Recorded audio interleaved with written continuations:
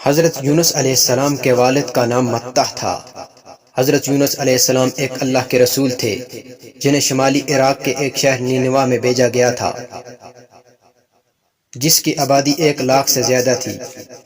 حضرت یونس علیہ السلام بظاہر ایک عام آدمی تھے جو نینوا میں پیدا ہوئے۔ نینوا کا عروج والا شہر طویل عرصے سے اللہ کے پیغام کو بھول چکا تھا اور بت پرستی اور گناہوں سے بھرا شہر بن گیا تھا۔ اللہ تعالی نے فیصلہ کیا کہ ان کے درمیان پیدا ہونے والے ایک شخص حضرت یونس علیہ السلام کو رسول بنا کر بھیجے تاکہ وہ اپنے راستے یعنی روشنی کے راستے کی طرف رہنمائی کریں۔ حضرت یونس علیہ السلام فوراً اپنے رب کے حکم کو پورا کرنے کے لیے نکلے اور اپنی قوم کو اللہ کی طرف رجوع کرنے اور بت پرستی سے بچنے کی دعوت دی، لیکن نینوا کے لوگوں نے حضرت یونس علیہ السلام کو جھٹلا دیا، جس طرح بہت سی قوموں نے ان سے پہلے کے نبیوں اور رسولوں کو جھٹلایا تھا۔ وہ انہیں اللہ کی عبادت کی طرف بلاتے رہے اور انہیں اللہ کے خوفناک غضب کی طرف یاد دلاتے رہے جو عاد، سمود اور قوم نوح پر نازل ہوا تھا، لیکن انہوں نے اس بات کو جھٹلا دیا اور کہا ہم اور ہمارے آباء و اجداد کئی سالوں سے ان دیوتاؤں کی پرستش کرتے رہے ہیں اور ہمیں کوئی نقصان نہیں پہنچا۔ حضرت یونس علیہ السلام ان کی مدد کرنا چاہتے تھے اور ثابت قدم رہے۔ انہوں نے اپنی قوم سے ہمت نہیں ہاری۔ ان کی لا علمی اور سخت الفاظ کے باوجود آپ انہیں اللہ کے عذاب سے ڈراتے رہے۔ جب حضرت یونس علیہ السلام ان لوگوں کو اللہ کے عذاب سے ڈراتے اور وہ لوگ ہنسنے لگتے اور کہتے کہ ہم آپ کی خالی دھمکیوں سے ذرا برابر بھی خوف زدہ نہیں ہیں، حضرت یونس علیہ السلام کو مایوسی ہوئی۔ انہوں نے اپنے لوگوں کو چھوڑ دیا اللہ کی اجازت کے بغیر۔ انہوں نے نینوا شہر کو اس امید پر چھوڑنے کا فیصلہ کیا کہ کہیں دور کوئی ایسی جماعت مل جائے جو اسے قبول کرے اور اسلام میں داخل ہو جائے۔ نینوا کا پرسکون آسمان جلد ہی غصے سے سرخ ہو گیا، اللہ کے غضب کو ڈھانے کی تیاری کر رہا تھا۔ مرد، عورتیں اور بچے خوف سے لبریز دلوں کے ساتھ پہاڑوں کی چوٹیوں پر اپنے اوپر آسمان کا قہر دیکھ رہے تھے۔ انہیں جلد ہی یونس علیہ السلام کی اللہ کے عذاب کی تنبیہ یاد آ گئی اور وہ عاد، سمود اور قوم نوح کی مصیبت سے ڈر گئے۔ نئے ایمان کے ساتھ وہ گھٹنوں کے بل گر پڑے، ہاتھ پھیلا کر اللہ سے معافی اور رحمت کی بھیک مانگنے لگے۔ سچی توبہ کے اس مظاہرے سے متاثر ہو کر اللہ تعالیٰ نے اپنا عذاب اٹھا لیا۔ اللہ نے ان کو معاف کر دیا اور ان پر اپنی رحمتیں نازل فرمائیں۔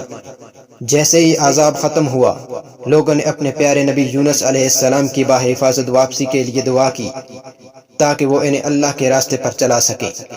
اسی طرح حضرت یونس علیہ السلام جو نینوا سے نکلے تھے، ایک کشتی پر اس نیت سے سوار ہوئے کہ وہ اپنی قوم سے زیادہ دور سفر کر سکیں۔ کشتی دن کے وقت پرسکون پانیوں سے گزرتی گئی، لیکن جیسے ہی رات ختم ہوئی، ایک طوفان نے کشتی کو وحشیانہ طریقے سے ہلا کر رکھ دیا۔ کشتی کا عملہ اور مسافر اپنی جانوں کے لیے خوفزدہ ہونے لگے، کیونکہ سمندر کا پانی آہستہ آہستہ کشتی میں بھرنے لگا اور کشتی آہستہ آہستہ ڈوبنے لگی۔ جیسے ہی طوفان رات بھر جاری رہا، کشتی کے ملاح نے اپنے آدمیوں کو حکم دیا کہ وہ سامان اور دیگر تمام اضافی بوجھ کو باہر پھینک دیں تاکہ کشتی کا بوجھ ہلکا ہو سکے۔ جیسا کہ ہدایت کی گئی، عملے نے کشتی کا اضافی بوجھ باہر پھینک دیا۔ کشتی ڈوبتی چلی گئی۔ ملاح کے پاس کوئی چارہ نہیں تھا۔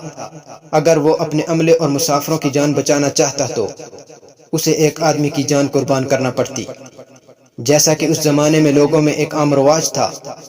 ملاح نے قرعہ اندازی کرنے کا فیصلہ کیا تاکہ قربانی کے لیے مسافر کا انتخاب کیا جائے۔ قرعہ اندازی کی گئی اور حضرت یونس علیہ السلام کا نام چنا گیا۔ وہ لوگ جانتے تھے کہ یونس علیہ السلام ایک جوان، نیک اور ایماندار آدمی ہیں، اس لیے انہوں نے یونس علیہ السلام کو نکالنے سے انکار کر دیا اور دوبارہ قرعہ ڈالنے پر رضامند ہو گئے۔ چنانچہ قرعہ ڈالا گیا اور یونس علیہ السلام کا نام دوبارہ سامنے آیا۔ لوگوں نے یونس علیہ السلام کو پھینکنے سے انکار کر دیا اور کہا ہم یونس علیہ السلام سے جان چھڑانے والے نہیں ہیں، وہ کشتی پر ہماری برکت ہیں، وہ بہترین آدمی ہیں جو ہمارے پاس کشتی پر ہیں، ہم ان سے جان چھڑانے والے نہیں ہیں۔ چنانچہ انہوں نے تیسری بار قرعہ ڈالا اور یونس علیہ السلام کا نام دوبارہ ظاہر ہوا۔ لوگ حیران رہ گئے، لیکن حضرت یونس علیہ السلام جانتے تھے کہ یہ اللہ کا فیصلہ ہے، کیونکہ انہوں نے اپنے رب کی رضامندی کے بغیر اپنی قوم کو چھوڑ دیا تھا۔ چنانچہ یونس علیہ السلام نے کشتی سے باہر سمندر کے بیچ میں اندھیری غضبناک لہروں میں چھلانگ لگا دی۔ جیسا کہ اللہ نے حکم دیا، سمندر کی سب سے بڑی مچھلی نے یونس علیہ السلام کو پانی سے ٹکراتے ہی نگل لیا۔ یونس علیہ السلام جو بے ہوش تھے، بیدار ہوئے کہ اپنے آپ کو اندھیرے میں لپٹا ہوا پایا۔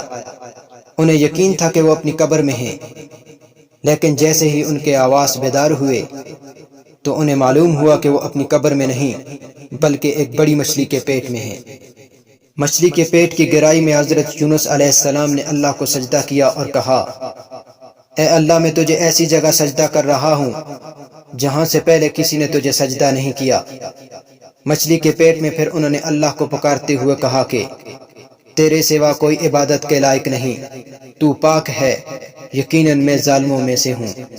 اللہ تعالیٰ نے حضرت یونس علیہ السلام کی دعا قبول کر لی اور اللہ کے حکم سے مچھلی نے حضرت یونس علیہ السلام کو ساحل کے قریب باہر اگل دیا۔ اللہ تعالیٰ نے انہیں واپس نینوا جانے کا حکم دیا۔